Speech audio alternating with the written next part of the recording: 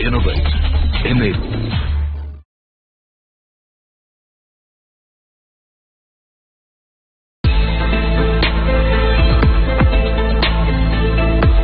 SBI Mutual Fund presents CNBC award पहला कदम season 5। पहला कदम season 5 का काफिला पहुंच चुका है पूना, और पूना की इस खास पेशकश में हम आए हैं बिरला सॉफ्ट के कर्मचारियों के पास, जहां पर हम उनको रिटायरमेंट की रणनीति बताएंगे। हाउ टू रिटायर रिच, कैसे आपको रिटायरमेंट फाइनेंशियल पोर्टफोलियो बनाना चाहिए, इसमें उनकी हेल्प करेंगे हमारे एक्सपर्ट। तो आइए शो की शुरुआत करते हैं। सीके बिरला ग्रुप एक बढ़ती हुई $2 बिलियन का ग्रुप है, जिसका नामचीन ग्लोबल कंपनियों के साथ अस्थायी संबंधों का इतिहास रहा है। कंपनी 25,000 से ज्यादा कर्मचारी, 41 मैन्युफैक्चरिंग फैसिलिटीज के साथ 21 स्थानों पर सर्विस मुहैया कराती है। इन्हीं सब खासियतों के चलते CNBC आवाज पहला कदम का काफिला पहुंचा बिरला सॉफ्ट के ऑफिस, जहां हमारे एक्सपर्ट्स ने बिरला सॉफ्ट के कर्मचारियों को बचत से निवेश के टिप्स दिए। रिटायरमेंट सब जानते हैं हमारी जिंदगी का सबसे अहम लक्ष्य होता है, जिसके बारे में हम सबसे आखिर में सोचते हैं। क्या ये रणनीति सही है या इसमें अब बदलाव का वक्त आ गया है? फाइनेंशियल प्लानिंग की हम बात करें तो बिना गोल्स अलाइन किए आप फाइनेंशियल प्लान नहीं बना सकते हैं, लेकिन रिटायरमेंट को सबसे आखिर में तवज्जो क्यों दी जाती है, और अगर आप आखिर में इसको तवज्जो देते हैं तो आप क्या खोते हैं, आप क्या पाते हैं? आज पहला कदम के इस एपिसोड में हम इसी पर बात करेंगे, और हमारे साथ चर्चा में खूबसूरत ऑडियंस तो है ही, बिरला सॉफ्ट के तमाम कर्मचारी हमारे साथ है, लेकिन आपको रिटायरमेंट पर तमाम नुस्खे, कैसे आप अमीर होकर रिटायर करें, कैसे आप करोड़पति बनकर रिटायर कर सकते हैं, इसके नुस्खे देने के लिए हमारे साथ बेहद खास मेहमान हैं।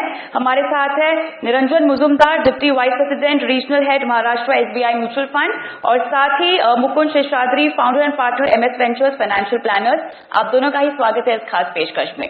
शुरुआत करते हैं रिटायरमेंट जैसे लक्ष्य के बारे में। ट्रेडिशनली अगर हम भारतीय निवेशकों के माइंडसेट के बारे में बात करूं, निरंजन जी, रियल एस्टेट में निवेश करते हैं, सोने में निवेश करते हैं। पिछले कुछ सालों में हमारे माध्यम से, आपके माध्यम से लोग इक्विटी मार्केट के बारे में समझना शुरू कर चुके हैं, म्यूचुअल फंड के जरिए निवेश रणनीति बनाना शुरू कर चुके हैं, लेकिन फिर भी रिटायरमेंट को लेकर निवेश का फॉर्मूला क्या होना चाहिए किसी को नहीं पता है। सोने में निवेश कर दो, रियल एस्टेट में निवेश कर दो, PPF में कर दो। अक्सर लोग PPF से शुरुआत करते हैं अपने निवेश की।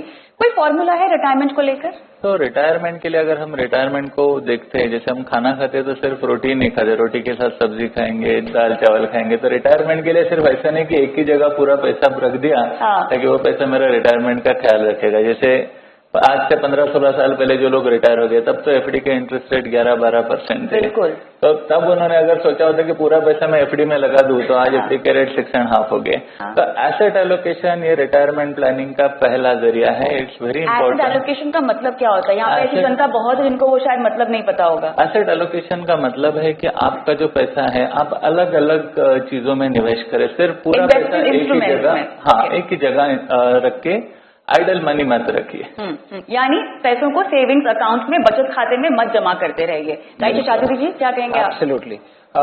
एक वक्त था जब इतने रिटायरमेंट प्लानिंग का जरूरत नहीं था, क्योंकि जो एवरेज मॉर्टेलिटी एज है, इसको मैं ये ऐसे एक्सप्लेन करता हूँ कि जब लोग जितने सालों तक जिंदा रहते हैं वो राइट फ्रॉम इंडिपेंडेंस टाइम काफी बढ़ चुका है। राइट, तो पहले ऑलमोस्ट 54-55 था, आज ऑलमोस्ट 71-76 के आसपास है। तो आगे चल के ये शायद 80 होगा, 85 होगा, क्योंकि मेडिकल साइंस बहुत प्रोग्रेस कर चुकी है। तो जो सर ने करेक्टली बोला है, ऐसा नहीं है कि मैं रिटायर हो जाऊं और सारा पैसा एक जगह डाल दूं, क्योंकि हम ऑलमोस्ट 1/3 अपनी जिंदगी पढ़ाई कर रहे हैं, 1/3 हम लोग कमा रहे हैं, एंड आजकल ऐसे हो गया है कि ऑलमोस्ट 1/3 जिंदगी हम लोग रिटायर कर रहे हैं, और उसमें भी कोई अगर बोलता है मुझे अर्ली रिटायरमेंट चाहिए, तो वो टाइम काफी ज्यादा है। तो आपको ये जो बकेट कॉन्सेप्ट है वो बनाना चाहिए। बकेट कॉन्सेप्ट इज बेसिकली कि मैं अगर आज रिटायर हो रहा हूं 2020 में, तो 2020 का मुझे इनकम कहां से आएगा, 2021 का कहां से आएगा, 22 का कहां से आएगा। और प्लीज ये अंडरस्टैंड कर लीजिए, आपका लाइफस्टाइल कम नहीं होने वाला है, आप ज्यादा ही ट्रैवल करोगे, बिकॉज आपके पास टाइम भी होगा, आप शायद ज्यादा एक्सपेंस करोगे, तो आपको वो इन्फ्लेशन को भी कंसिडर करना है उसमें। तो उन्होंने जैसे कहा पोर्टफोलियो एलोकेशन, जिसको मैं एक बहुत सिंपल वे में एक्सप्लेन करता हूं। जैसे हम लोग थाली खाते हैं होटल में जाके, जहां पे मिर्ची होती है, स्वीट होता है, सब किस्म का अलग अलग टेस्ट होता है, वैसे ही होता है आपका portfolio allocation, which is a combination. उसमें डेट भी होगा, इक्विटी होगा, सब होगा, लेकिन आपके अनुसार वो थाली अलग होगा। तो सेम स्टैंडर्ड डेफिनेशन या स्टैंडर्ड चीज सबके लिए अप्लाई नहीं होगा, वो कस्टमाइज होगा जो आपके लिए स्पेसिफिक होगा। तो ये कस्टमाइजेशन हम कैसे करेंगे? हाँ। इसके भी कई सारे फैक्टर्स होते हैं। सबसे पहले तो आपकी उम्र, आप किस उम्र में रिटायरमेंट के बारे में सोचते हैं। यहाँ पर कोई शख्स 30 साल की उम्र में सोच रहा होगा, कोई अपने लेट 40s में सोच रहा होगा। ऐसे में अगर मैं अर्ली 30s में शुरू करती हूँ रिटायरमेंट प्लानिंग, अगर मैं लेट 50s में शुरू करती हूँ, तो मेरे लिए क्या फर्क पड़ता है कॉर्पस इकट्ठा करने में? जितना जल्दी हम इसके बारे में सोचते हैं ना, उतना हमारा कॉर्पस इकट्ठा करना आसान हो जाता है। बिकॉज एक जो चीज रहती है इन्वेस्टमेंट में, जिसको बोलते हैं power of compounding. Power of compounding, हम जितना ज्यादा समय हम बिताते हैं, उतना हमें पावर ऑफ कंपाउंडिंग का बेनिफिट बहुत अच्छी तरह से मिलता है। जैसे फॉर एग्जाम्पल, अगर कोई बंदा 30 की उम्र में ही रिटायर होने का सोच रहा है, then typically if the retirement is say 60 years, तो उसके पास 30 साल है रिटायरमेंट का वेल्थ जनरेट करने के लिए। और वही अगर वही बंदा 40 की उम्र में सोचे या 50 की उम्र में सोचे, the amount which he will have to shell out for reaching to that goals, वो अमाउंट काफी ज्यादा होगी और हो सकता है गोल्स पे कुछ कॉम्प्रोमाइज करना पड़े। तो इट्स ऑलवेज बेटर कि जितना जल्दी आप इस सब चीजों के ऊपर सोचे, उतना ही आपका रिटायरमेंट आसान हो जाएगा। रिटायरमेंट का जब भी आप लक्ष्य डिसाइड करते हैं, भले आप अर्ली रिटायरमेंट की बात कर रहे हो या आप 60 की उम्र में ही रिटायरमेंट की बात कर रहे हो, महंगाई का आपको ख्याल रखना है। जैसा कि मुकुंद जी ने भी शुरुआत में कहा कि आपकी लाइफस्टाइल में तो कोई कमी नहीं आएगी, आप और ट्रैवल करेंगे। और रिटायरमेंट का एक और एस्पेक्ट होगा आपका इंश्योरेंस भी, जिसको आप इग्नोर नहीं कर सकते, वो भी एक खर्चा है आपके ऊपर। इन्फ्लेशन कैसे मुझे काउंट करना चाहिए मेरे कॉर्पस को इकट्ठा करने के लिए, कि मान लीजिए मुझे 60 साल की उम्र में 5 करोड़ रुपए चाहिए, तो वो 5 करोड़ रुपए में चाहिए, कैसे कैलकुलेट करूं मैं आज 30 साल की उम्र में? तो वो कैसे है कि आपको करंटली आपका लाइफस्टाइल देखना पड़ेगा। फॉर एग्जांपल, एक एक्सरसाइज में आप सबसे रिक्वेस्ट करूंगा कि कितने जन यहाँ अपने खुद के एक्सपेंसेस ट्रैक करते हैं? Okay, that's good. और उसके बाद हर महीना क्या उसमें कुछ बेटर होता है कि सिर्फ बढ़ता ही जाता है? सो एक्सपेंसेस जब भी आप ट्रैक करेंगे, और आजकल हमारे पास इतने ऐप्स है, इतने वर्कशीट्स है जहाँ पे हम लोग एक्सपेंसेस ट्रैक कर सकते हैं, आपको अंदाज आएगा कि आपके खुद के एक्सपेंसेस कहाँ ज्यादा है। और हम लोग ने जब भी ये प्लानिंग देखते हैं या भाई क्लाइंट्स का देखते हैं, हमको ये पता चलता है कि जो फिक्स्ड एक्सपेंसेस होते हैं, जो आपके EMI होते हैं, जो आपके रेगुलर एक्सपेंसेस होते हैं, वो मैं आपको पूछूंगा तो आप 2 मिनट में बता देंगे। लेकिन सबसे डेंजरस इसमें सैटरडे नाइट होते हैं, करेक्ट? आपके वेरिएबल एक्सपेंसेस होते हैं जो इतने बढ़ जाते हैं। कभी कभी हम लोग मॉल जाते हैं, बाहर आते हैं, हमको पता भी नहीं हमने 4-5 बैग क्यों खरीदे हैं, right? So it is so high that after a point of time आपको ये समझ के चलना है कि ये मेरे आज के खर्चे हैं। तो there are formulas for it, जहां पे हम लोग फ्यूचर वैल्यू कैलकुलेट करते हैं कि आज अगर मुझे इतना एक्सपेंस है तो फ्यूचर 10 साल बाद या 20 साल बाद यही कितना होगा। और अगर आप ये सिंपल कैलकुलेशन करेंगे, यू कैन रियली बी अस्टॉनिश्ड। क्योंकि जैसे सर ने राइटली कहा कि कंपाउंडिंग इंपॉर्टेंट है इन्वेस्टमेंट में, अगर आप इन्वेस्टमेंट नहीं करते तो इन्फ्लेशन भी कंपाउंड होता है। कल पे सवाल है, लेकिन जीना फिलहाल है, ठीक है? बात बराबर है, लेकिन क्या है, in retirement planning dying early is not a problem, living too long is a problem. Okay, so अगर कुछ पहले हो जाता है, I don't know if you know, India में बहुत से कल्चर्स में 60th बर्थडे को बहुत इंपॉर्टेंस देते हैं, आपको पता है? तो ये क्योंकि आप 60 साल तक जी गए। आजकल 60 साल तक जीना बहुत बड़ी बात नहीं है, करेक्ट? आजकल इट इज गोइंग टू 76-80, इसीलिए जो फ्यूचर भी अनसर्टन है, सारे चीज थोड़े अनसर्टन है, इसीलिए प्लानिंग एंड इन्वेस्टमेंट्स करना बहुत ज्यादा जरूरी है, करेक्ट? और हमारे पास जो यंग जनरेशन आते हैं हमारे पास प्लानिंग के लिए या डिस्कशंस के लिए, उनको जब भी पूछते हो when do you want to retire, they say Thursday, right? So it's very good कि आप 2 दिन या 4 दिन में रिटायर होना चाहते हैं, बट प्लीज अंडरस्टैंड कीजिए वो कॉर्पस आपको अगले 40-50 साल तक कंटिन्यू करना है। इसीलिए जो एज कविता राइटली स्पोक की, what you are suppose to do most important is, आपके कोई भी गोल्स हो, ट्रैवल हो, कॉम्प्रोमाइज हो सकता है, 1 BHK 2 BHK फ्लैट हो, चेंज हो सकता है, मैरिज गोल्स शिफ्ट हो सकता है। एक गोल जो 100% सर्टन है वो है रिटायरमेंट। सो कुछ भी ना हो या हो, फर्स्ट सैलरी जब से चालू हुआ, आपको आपके रिटायरमेंट का प्लानिंग शुरू कर देना चाहिए। क्योंकि हमने अभी यूथ की बात की है और मिलेनियल माइंडसेट इन्वेस्टमेंट की हम बात कर रहे हैं, फाइनेंशियल प्लानिंग तो नहीं की है, लेकिन सैटरडे नाइट कहाँ जाना है खाने के लिए, पार्टी करने के लिए हम सबको पता होता है, कौन सी मूवी देखनी हम सबको पता होता है, लेकिन किस फंड में SIP करनी होती है हमें नहीं पता होता है ना? तो अब मैं कैसे समझूं कि मेरे लिए इन्वेस्टमेंट सही है या नहीं? अभी सेफ्टी का मतलब क्या होता है कि जैसे आज मेरे पास 100 रुपए की नोट है और मैंने वो नोट तिजोरी में रख दी और 10 साल बाद वो नोट निकाली तो वो नोट सेफ है। नोट तो सेफ रहेगी भाई, तिजोरी तो अच्छी है, पर नोट की वैल्यू सेफ है क्या? हमें जो भी चीज सोचनी है कि वो चीज, जो भी चीज मैं चाहता हूँ उसकी वैल्यू सेफ रहे। अगर समझो मेरे आज घर खर्चे समझो 25-30 हजार है और मेरे घर खर्चे जैसे सर ने बोला लाइफस्टाइल इन्फ्लेशन काफी हाई है, अगर वो 5 साल में डबल हो रहे हैं इसका मतलब 10 साल में 25 हजार का खर्चा 1 लाख हो रहा है। और अगर यही पैसा मैं फिक्स डिपॉजिट में रख रहा हूँ जहां समझो सीनियर सिटीजन इंटरेस्ट रेट पकड़ के समझो मुझे 7.25 7.5 भी मिल रहा है तो भी वो 10 साल में 25 का 50 हजार हो रहा है। मेरे खर्चे 1 लाख हो रहे हैं, इनकम 50 हजार हो रहा है, तो मेरे पैसे का वैल्यू नीचे आ रहा है। तो मुझे हमेशा सोचना है कि मेरे पैसे का वैल्यू सेफ रहे। और इसमें जैसे कि जितना इम्पोर्टेंस इन्फ्लेशन को है उतना ही इम्पोर्टेंस पोस्ट टैक्स रिटर्न को है। कभी भी हम जो रिटर्न हमें मिलते हैं, जो हमें एफडी पे भी जो ब्याज मिलता है ना, वो भी टैक्सेबल रहता है। तो हमें कभी भी सिर्फ मुझे इतना रिटर्न मिलेगा ये समझ के इन्वेस्ट नहीं करना चाहिए, उसमें से मेरा टैक्स लायबिलिटी जाके मेरे हाथ में क्या बचेगा वो मेरा असली इनकम रहेगा, उस बेसिस पे प्लानिंग करनी चाहिए। ऑलराइट, तो यहाँ पर कई सारे सवाल हैं दर्शकों के जो हम एक एक करके शो में शामिल करेंगे, लेकिन फिलहाल पहला कदम के इस एपिसोड में वक्त है छोटे से ब्रेक का। ब्रेक के बाद दर्शकों के सवाल और साथ ही फिक्स डिपॉजिट कंसिडर करें, पीपीएफ कंसिडर करें, म्यूचुअल फंड कंसिडर करें या इंश्योरेंस के रिटायरमेंट प्लान कंसिडर करें, क्या इनके तहत आपको अपने रिटायरमेंट की फाइनेंशियल प्लानिंग करनी चाहिए या नहीं, जानेंगे हमारे एक्सपर्ट से इस छोटे से ब्रेक के बाद।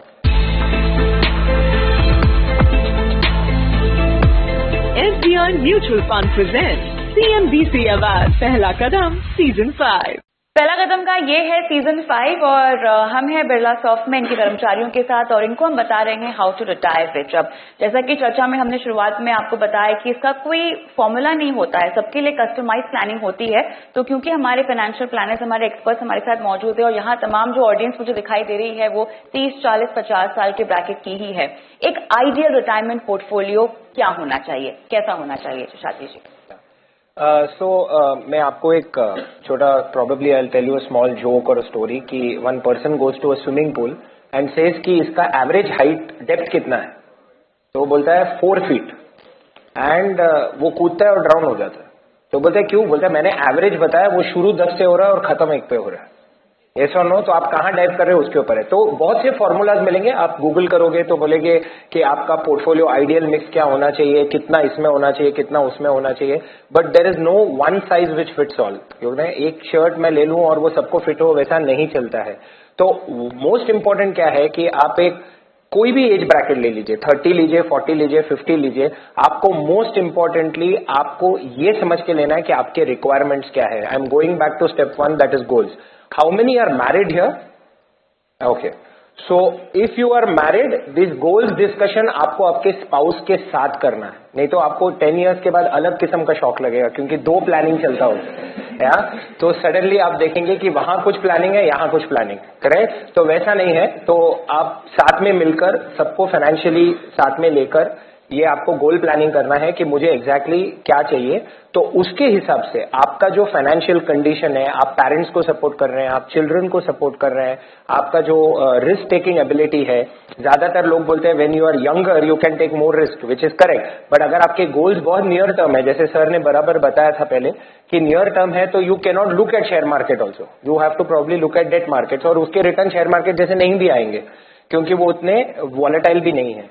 तो आपको उसके हिसाब से अपने प्लानिंग करना है। तो आप एक कोई भी प्लानर या पोर्टफोलियो मैनेजर किसी को भी मिलने से पहले अपने गोल्स में क्लैरिटी ले लीजिए कि आपका करंट गोल्स क्या है और सेकंड आपका करंट कैश फ्लो कैसा है। एक बार आपको वो पता चल जाएगा, आपको खुद ये समझ आ जाएगा कि आपको एग्जैक्टली कैसा एलोकेशन कब करना है। तो मैं क्या 500 रुपए अगर हर महीना निवेश करूं तो मेरे 20 साल के बाद का लक्ष्य पूरा हो सकता है क्या? बिल्कुल, जैसे इवन समझो 40-50 लाख का लक्ष्य करना है मुझे, शायद मैं आज 30 साल की उम्र का हूँ, 60 साल में मैं 40-50 लाख रुपया कमाना चाहता हूँ, तो आज मैं 1200 या 1500 रुपया मंथली इन्वेस्ट करके वो लक्ष्य की तरफ पहुंच सकता हूँ।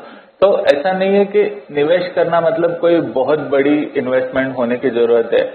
जरूरत इस चीज की है कि आप डिसिप्लिन रहे, आप हमेशा निवेश करते रहे। हमारा बिहेवियर क्या है, हमारा रिस्क टेकिंग कैपेबिलिटी क्या है, हमारे गोल्स क्या है और हम कैसा उस गोल की तरफ जाने का प्लान कर रहे हैं, और इस सब पे फोकस रखिए, ना कि सिर्फ मैं कहाँ डालूं तो कितना रिटर्न मिलेगा। चलिए सवाल लेते हैं सर, आपका सवाल। हाय सर, हाय मैम, मेरा नाम आशीष संतलानी है। मेरा सवाल था प्रॉपर्टी इन्वेस्टमेंट के बारे में। जैसा आपने स्टार्टिंग में बताया था कि एसेट एलोकेशन हमारा कहाँ कहाँ करें, तो मैं जानना चाह रहा कि प्रॉपर्टी इन्वेस्टमेंट क्या मैं एक कंपोनेंट रख सकता हूँ अपने पोर्टफोलियो में एज इन्वेस्टमेंट? क्योंकि मतलब मेरा पर्सनल लक्ष्य ये है कि जब तक मैं रिटायर्ड हूँ मेरे पास 3-4 प्रॉपर्टीज हों। पर आज के टाइम में अगर मैं अपग्रेड करना चाहता हूँ या इन्वेस्टमेंट पॉइंट ऑफ व्यू देखता हूँ, तो जब रीसेल के लिए जाता हूँ तो उतना वैल्यू मिलता नहीं जितना एक्चुअली मार्केट में है। तो उस टाइम पे if you see the return, it's not even beating the inflation. तो वो कंपोनेंट मार्केट को देखते हुए मुझे अपने पोर्टफोलियो में रखना चाहिए कि नहीं? बिल्कुल, इसको डाइवर्सिफाई कैसे करें अपने पोर्टफोलियो को एसेट एलोकेशन के तहत? तो कभी भी जैसे रियल एस्टेट आप देख रहे हो, रियल एस्टेट आपको हमेशा देखना चाहिए कि आपका जो ओवरऑल नेटवर्थ है उस नेटवर्थ का रियल एस्टेट कितना हिस्सा है।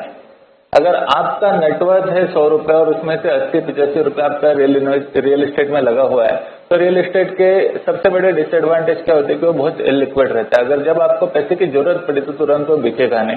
आज जैसे आपने राइटली बोला कि पूना में अगर प्रॉपर्टी प्राइस में अप्रिसिएशन ज्यादा नहीं दिख रहा है, और अगर मैं 2 या 3 BHK लेने जा रहा हूँ जिसके लिए मुझे समझो 1 करोड़ का आउटफ्लो है, और उसके अगेंस्ट मुझे भाड़ा मिलेगा समझो 20,000, मतलब साल का हो गया 2,40,000। तो 1 करोड़ पे 2,40,000 कुड बी जस्ट 2.4%। उसके अलावा अगर प्रॉपर्टी में अप्रिसिएशन होगा तो मेरे लिए आसान होगा। पर जैसे सर ने बोला कि जब मुझे पैसे की जरूरत है तो मैं कितनी जल्दी ये प्रॉपर्टी बेच के मेरा पैसा करूं, अदरवाइज वो पैसा सिर्फ कागज पे है। तो उसका इसलिए कभी भी सोचो कि आपका जो नेटवर्थ है उसका 30 से 35% के ऊपर रियल एस्टेट में एक्सपोजर मत रखिए, क्योंकि आपके रिक्वायरमेंट सब अलग अलग टाइम होराइजन पे अलग अलग सीवियरिटी से आएंगे। अभी भी अब निवेश को देखते ना, हर एक निवेश को आइसोलेशन में मत देखिए, हर एक निवेश को पूरे पोर्टफोलियो के जरिए से देखिए कि मेरे पोर्टफोलियो का क्या हो रहा है। बिकॉज हर एक एसेट क्लास का, चाहे वो शेयर मार्केट हो, चाहे ये डेट मार्केट हो, रियल एस्टेट हो, गोल्ड हो, सबका अलग अलग रिस्क प्रोफाइल रहता है, रिस्क रिटर्न पैरामीटर्स रहते हैं। ऐसा नहीं होता है कि सब चीजें इकट्ठे चलेगी और सब चीजें इकट्ठे नहीं चलेगी। पूरा पैसा एक जगह मत रखिए। ऑलराइट, अगला सवाल।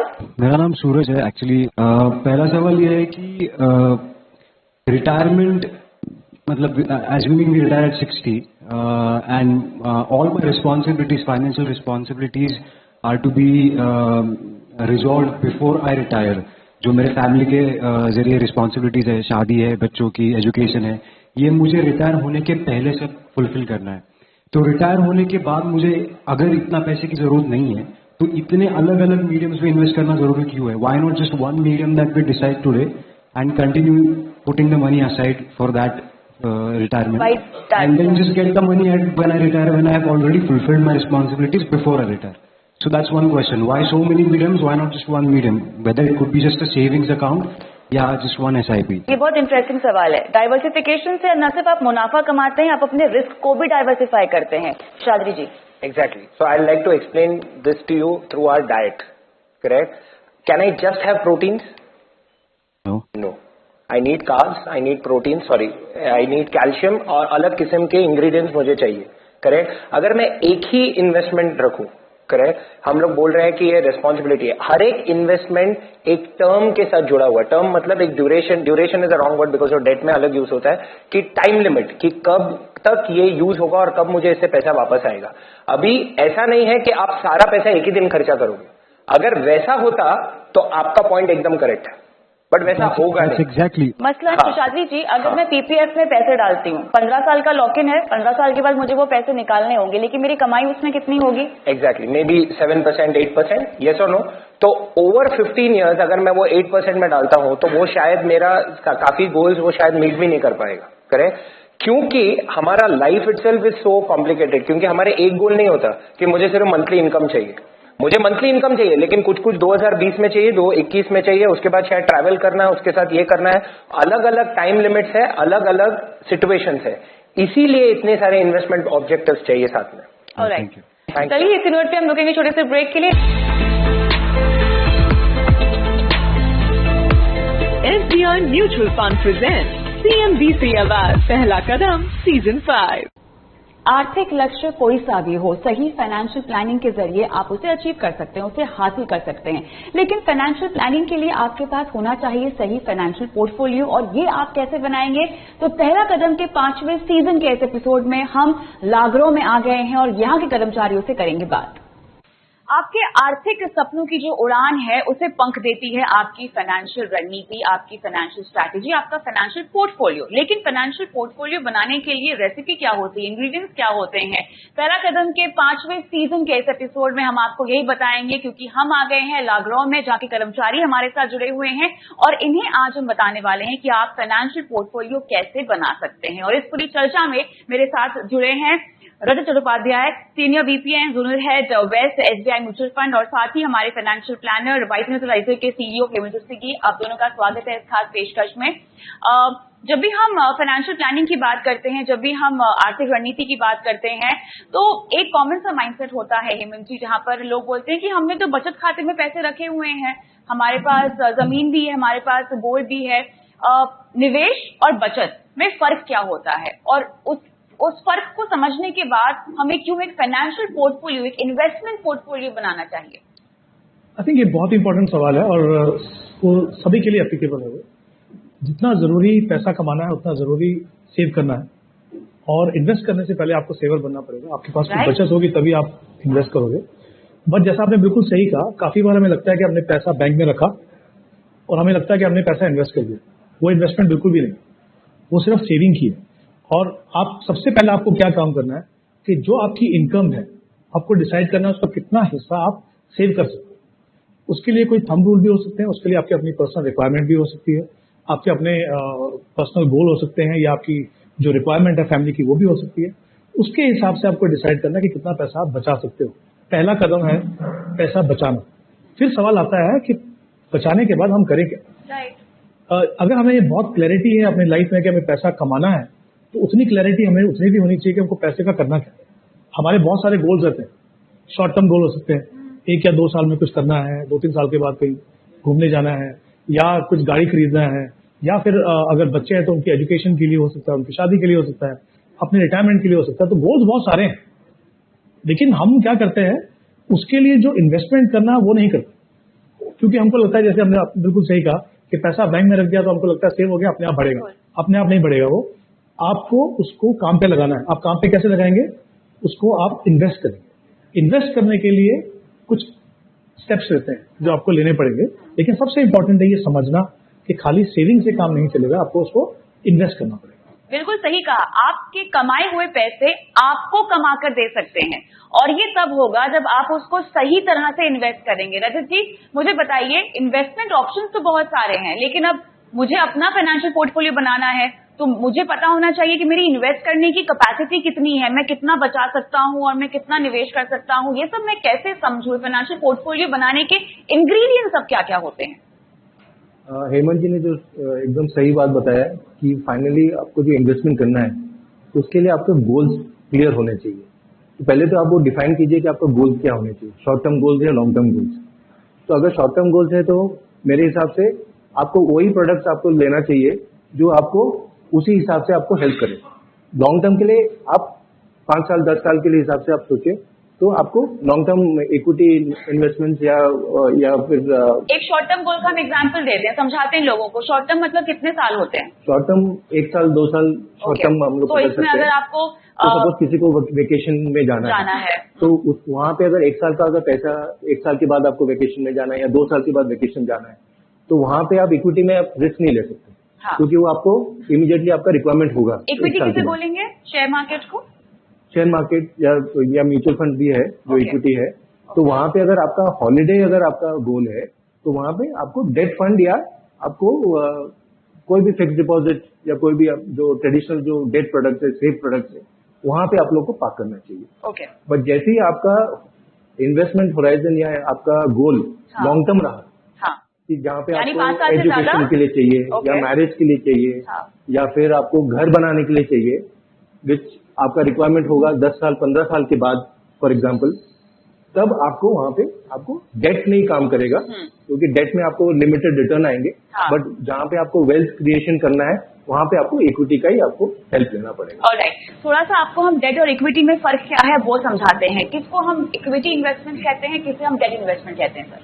अभी उससे पहले एक बात बोलना चाहूंगा कि जैसे हम बात कर रहे थे अभी शॉर्ट टर्म और लॉन्ग टर्म। शॉर्ट टर्म में हम क्यों बोलते हैं कि थोड़ा सेफ इन्वेस्टमेंट करना है? हाँ, क्योंकि कैपिटल प्रोटेक्शन आपकी प्रायोरिटी होती है। अगर आपको पैसा 1 या 2 साल के बाद चाहिए, रिटर्न तो कमाना ही है, लेकिन आप पैसे में कोई रिस्क नहीं लेना चाहते। आप चाहते हो कि जो प्रिंसिपल पैसा है मेरा जमा इन्वेस्ट किया वो तो रहना चाहिए, लेकिन अगर मुझे थोड़ा बैंक से थोड़ा बेहतर रिटर्न मिल जाए तो बहुत अच्छा है। तो जब शॉर्ट टर्म के लिए इन्वेस्ट करते हो तो आपकी प्रायोरिटी जो है वो कैपिटल सेफ्टी होनी चाहिए। अब आप लॉन्ग टर्म के लिए जब इन्वेस्ट करते हो तो आपको क्या चाहिए? आपको ऐसा रिटर्न चाहिए। अब इन्फ्लेशन तो हम सभी जानते हैं, करेक्ट? अगर लॉन्ग टर्म इन्फ्लेशन हमारे देश में 6 या 7% है और आपने पैसा अगर बैंक में डाल दिया जहां पे आपको रेट ऑफ इंटरेस्ट मिल रहा है 7%, उसके ऊपर भी आप टैक्स पे कर रहे हो 20%, 30%, तो आपके हाथ में कितना है? 5%। इन्फ्लेशन है 7%, आपकी नेट इनकम जो है, रियल रेट ऑफ रिटर्न जो है 5% है, तो गैप है, 2% का गैप है। मतलब आपका पैसा बढ़ेगा नंबर्स में लेकिन वैल्यू में नहीं बढ़ेगा। तो इसलिए इंपॉर्टेंट है लॉन्ग टर्म शॉर्ट टर्म को डिफरेंशिएट करना।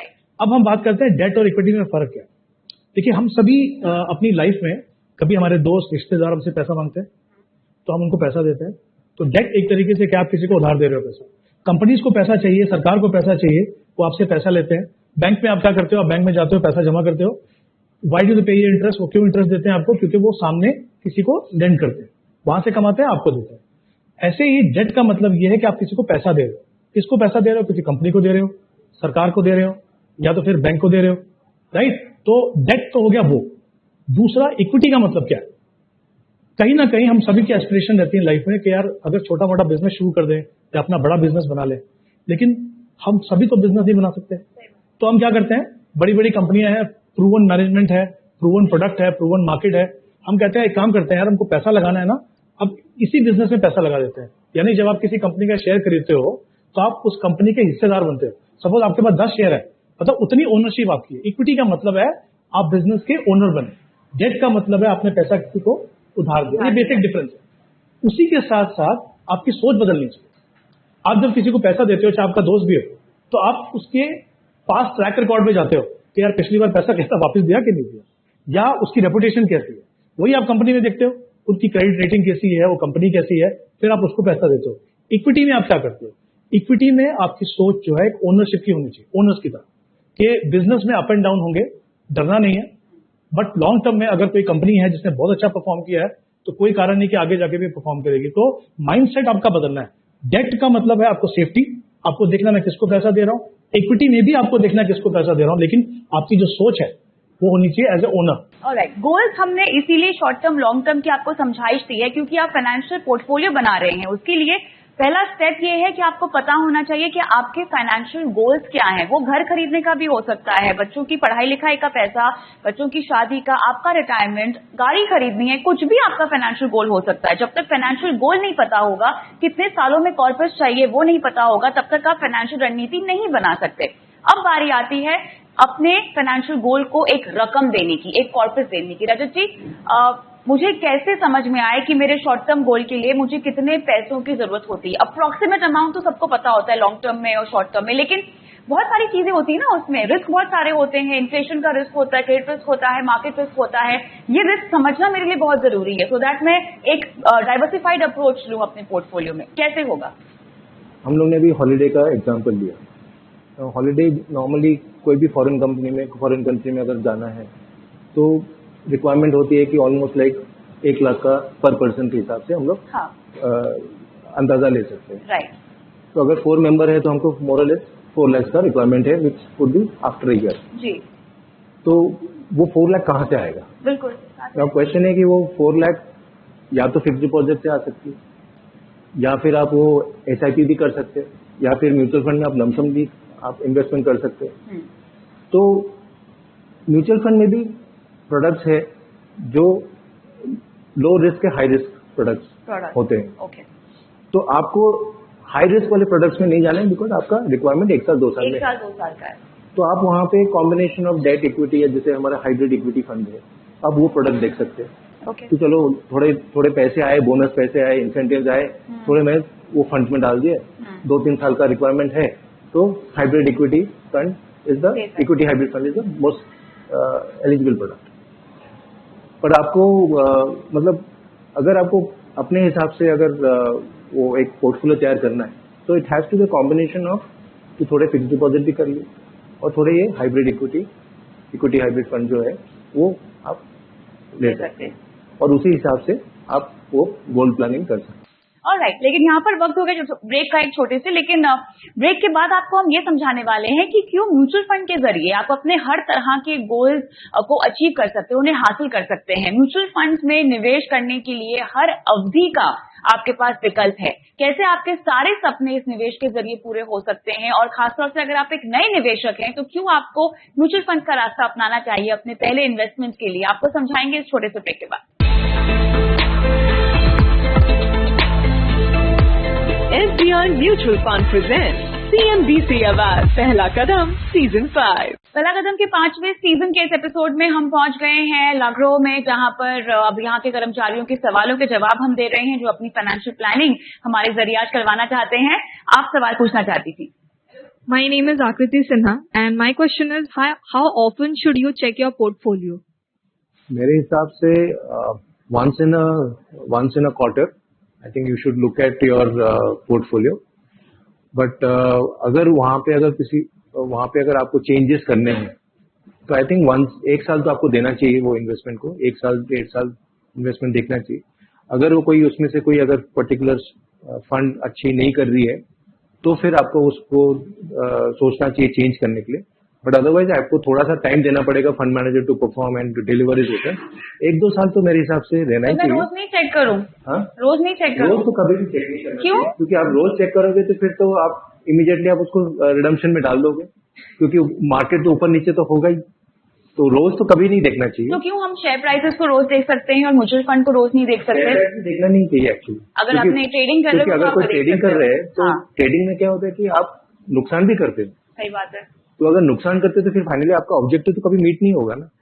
तो अगर ऑब्जेक्टिव अगर है आपका, जैसे हेमंत जी बोल रहे थे कि आपका ऑब्जेक्टिव अगर है कि कोई गोल कि चलो 5 साल 10 साल 25 साल, आप लोग सब यंग हो तो आपके पास तो एज है, आपको तो 25 साल 30 साल तो आपको मिनिमम SIP इन्वेस्टमेंट्स करना ही चाहिए, तब जाके आप 2-3 करोड़ बनाओगे। परफॉर्मेंस के बाद में थोड़ा सा ऐड करना चाहूंगा, बहुत इंपॉर्टेंट चीज है कि हमको देखना है कि परफॉर्मेंस को मेजर कैसे करना है। मॉनिटर तो करना है, मॉनिटर करना है 3 महीने में एक बार, ठीक है, लेकिन इसलिए नहीं कि बदलाव करना है, मतलब सोच के बैठे कि आज आधे फंड बदल देंगे, ऐसा नहीं करना। आपको सिर्फ ये देखना है कि मेरा पैसा जो डायरेक्शन में जा रहा है वो नहीं जा रहा। अब इशू ये है कि मैं परफॉर्मेंस को मेजर कैसे करूं, ठीक है। अभी उसमें क्या होता है, हम एब्सोल्यूट रिटर्न देखते हैं कि पिछले 6 महीने में मुझे 3% का रिटर्न मिला या नेगेटिव रिटर्न मिला, उसको बोलते हैं एब्सोल्यूट रिटर्न। वो FD वगैरह में चलता है क्योंकि वहां पे आपको रेट नोन है कि 7% मिलने वाला है। ये जो मार्केट लिंक प्रोडक्ट है जैसे म्यूचुअल फंड जो है ना, वहां पे आपको रिलेटिव परफॉर्मेंस देखना है। रिलेटिव परफॉर्मेंस का मतलब क्या है, आप इक्विटी फंड में हो, ठीक है, आपको उसको कंपेयर करना है इक्विटी मार्केट से, इंडेक्स से। अगर इंडेक्स मान लीजिए डाउन है 5% और आपका फंड डाउन है 2%, तो फंड मैनेजर ने आपको प्रोटेक्ट किया गिरते बाजार में। जब मार्केट ऊपर गया और मार्केट ऊपर है 5%, आपका फंड ऊपर है 8%, तो he is given you hire return. तो आई थिंक रिलेटिव परफॉर्मेंस देखना है। दूसरी बात, अभी पिछले 2 साल में हमने क्या देखा, मिड कैप स्मॉल कैप ने अच्छा परफॉर्म नहीं किया था, अब अच्छा परफॉर्म करना शुरू किया है। अब उसको अगर आप लार्ज कैप फंड को देखेंगे 15% का रिटर्न, स्मॉल कैप में नेगेटिव, अब बोलेंगे तो बेकार फंड है, इसको बाहर निकाल देते हैं, ऐसा नहीं है ना। उसका लॉन्ग टर्म पोटेंशियल अच्छा है, लेकिन सारे के सारे मिड कैप फंड ने अच्छा नहीं किया, स्मॉल कैप ने अच्छा नहीं किया, तो आप हमेशा रिलेटिव परफॉर्मेंस को देखिए। Alright, next question please. My name is Praveen Malviya. I would like to ask what are the different types of asset classes? Mutual fund का पूछ रहे हैं ना, तो म्यूचुअल फंड में एसेट क्लासेस आपके हो गए, आपके पहला तो हो गया लिक्विड जो मनी मार्केट है, दूसरा हो गया डेट जो सर ने बताया डेट, फिर तीसरा हो गया आपका इक्विटी। और दोनों डेट और इक्विटी के बीच में एक और एक एसेट क्लास है जो आपका इक्विटी हाइब्रिड कैटेगरी जो है, ठीक है। तो these are the asset classes in, तो अगर आपके पास पैसे हैं फॉर एग्जांपल और आपके अकाउंट में पड़े हैं, सेविंग्स अकाउंट में, आपको म्यूचुअल फंड में एंटर करना है, फर्स्ट टाइम इन्वेस्ट करना है, पर आपका होराइजन बहुत कम है, 7 दिन ही रखना है, 10 दिन ही रखना है, या 1 महीना 3 महीना रखना है, तो वहां पे आपको मनी मार्केट इंस्ट्रूमेंट्स में डालना है जो शॉर्ट टर्म नेचर के जो होते हैं, 3 महीना 6 महीना वो वाले प्रोडक्ट्स। अगर आपका होराइजन है 1 साल का, तो आप वो डेट फंड में कर सकते हैं। इक्विटी का जो आपका जो सोच है या इन्वेस्टमेंट होराइजन होना, that has to be more than at least 5 years. अगला सवाल। Good evening. I am Rishi Khan. So I have question regarding investment in share markets. As a first-time investor, I want to invest in share market. So how I should decide कि this stock to buy and this stock to prevent to have better returns and minimize the risk. Okay, तो basically हमारा तो ये show पूरा focus mutual funds पे है, लेकिन हेमंत जी इसका आप जवाब दे पाएंगे? काफी इंटरेस्टिंग सवाल है, बट अनफॉर्चुनेटली वो एक्सप्लेन करने में 2-3 घंटा चाहिए, क्योंकि बहुत सारी चीजें देखते हैं आप कंपनी में। देखिए, 2 अप्रोच होती हैं, top down bottom up approach. Top down मतलब आप देखते हो इकोनॉमी, इंडस्ट्री, फिर कंपनी। बॉटम अप में देखते हो कंपनी, सेक्टर, ऐसे जाते हैं। बट क्या होता है, किसी भी नए इन्वेस्टर के लिए ये सब करना बहुत मुश्किल है। थोड़ा एक्साइटिंग लगता है ना स्टॉक मार्केट में, मजा आता है थोड़ा कि यार ये स्टॉक में लिया, और आप जब लोगों से बात करोगे ना, वो सिर्फ आपको वही स्टॉक बताएंगे जहाँ पैसा बनाए, कहाँ नुकसान हो कोई बताएगा नहीं आपको। तो आपको लगता है मेरे आसपास तो सारे पैसा बना रहे हैं, मैं क्यों नहीं बना रहा। इक्विटी इन्वेस्टमेंट ऐसा नहीं है, it's a long term commitment. आपको पता होना चाहिए कि इसके प्रोज एंड कॉन्स क्या हैं, कौन से सेक्टर में डालना है, कौन से स्टॉक में डालना है। वो आप एज ए न्यू इन्वेस्टर नहीं कर पाओगे। सबसे पहले क्या करना चाहिए आपको, म्यूचुअल फंड के द्वारा इक्विटी में इन्वेस्ट करो। पहले तो आप कंफर्टेबल हो जाओ equity as an asset class से, क्योंकि आपके परसेप्शन आपने सुना होगा ना, इसका नुकसान हो गया, उसको बहुत फायदा हो गया। तो पहले आपको उसको एक्सपीरियंस करना है। एक्सपीरियंस करने के लिए डाइवर्सिफाइड व्हीकल जो है म्यूचुअल फंड बिल्कुल सही है। उसके अंदर भी एक बहुत स्टेबल से फंड लीजिए, बहुत एग्रेसिव फंड मत लीजिए। 1-2 साल 2-3 साल के बाद आप इक्विटी से कंफर्टेबल हो जाएंगे। आपको समझ में आएगा कि इक्विटी में इन्वेस्ट करने से क्या होता है, इक्विटी मार्केट बिहेव कैसे करता है। एक बार वो कंफर्ट जोन में आप आ गए, तब may be you can start looking at stocks. शुरुआत में मत कीजिए। आई थिंक हम पैसा कमाने के लिए बहुत मेहनत करते हैं, ठीक है, तो उसमें बहुत ज्यादा एक्साइटमेंट मत होती। ऑलराइट, अगला सवाल। Shobha Rajesh here. I wanted to know what is the difference between the absolute rate of return and the IRR percentage. Concept is very simple.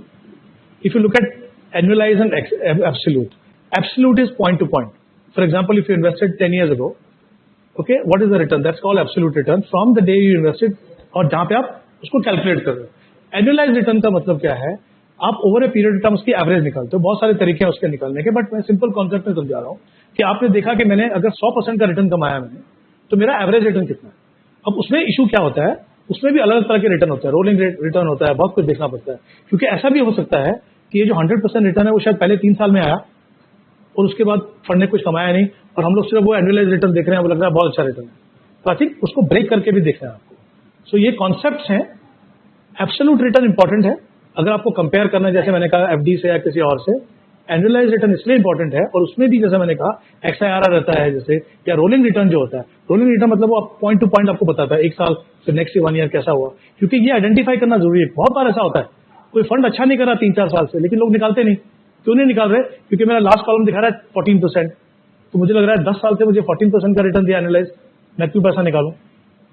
होता क्या है, पहले 3-4 साल बहुत अच्छा रिटर्न दिया होगा, पिछले 4 साल से रिटर्न नीचे आ रहा है, वो हम ध्यान नहीं दे रहे। तो वो एक इंपॉर्टेंट चीज है देखने। एक चीज हमारी डिस्कस करनी मिस हो गई, म्यूचुअल फंड्स में निवेश करने की कोई चार्जेस होते हैं क्या? कोई किफायती होता है कि महंगा होता है म्यूचुअल फंड?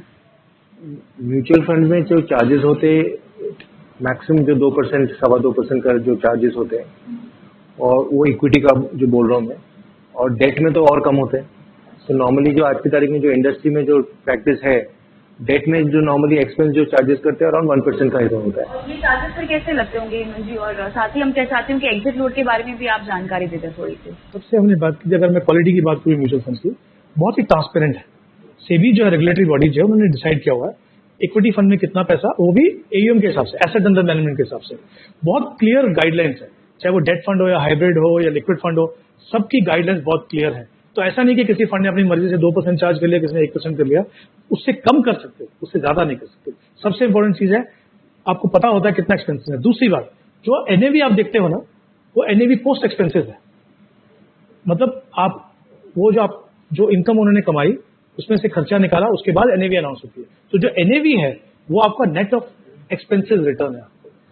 तीसरा, जैसे मैंने कहा, कोई भी फैक्ट शीट पकड़ लीजिए, किसी भी फंड की फैक्ट शीट पकड़ लीजिए, वहां पे आपको दिख जाएगा कितना एक्सपेंसिव है वहां पे। और ये एक इंपॉर्टेंट चीज हो सकती है। इक्विटी में शायद बहुत ज्यादा फर्क नहीं पड़ता इनके पास। इनफैक्ट अभी तो इन्वेस्टर्स के पास एक ऑप्शन और भी है कि आप डायरेक्ट भी जाके इन्वेस्ट कर सकते हो और अपनी कॉस्ट को बचा सकते हो। लेकिन इंपॉर्टेंट चीज ये है कि मैं 0.5% बचाऊं या 50% का रिस्क।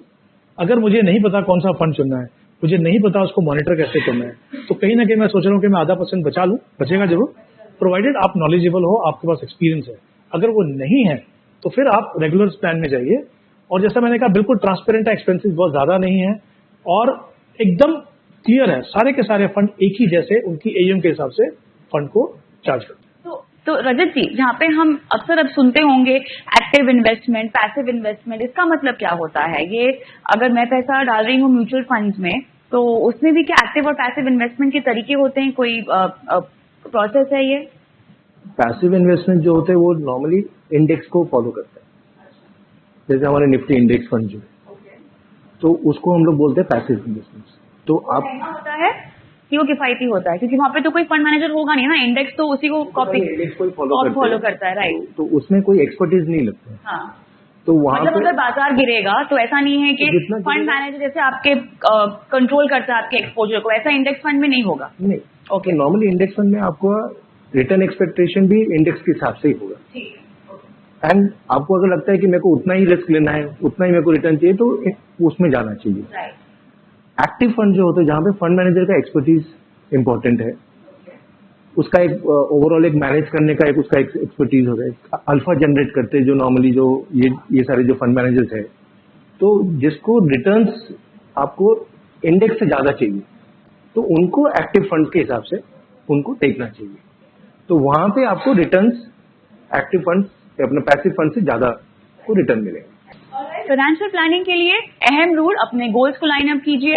इन्वेस्टमेंट की शुरुआत करने से पहले ये जान लीजिए आप कितना बचा सकते हैं, कितना निवेश कर सकते हैं, और डिसिप्लिन मेंटेन कीजिए, तब जाके आपके सारे आर्थिक लक्ष्य पूरे हो सकते हैं। फिलहाल इजाजत दें, नमस्कार।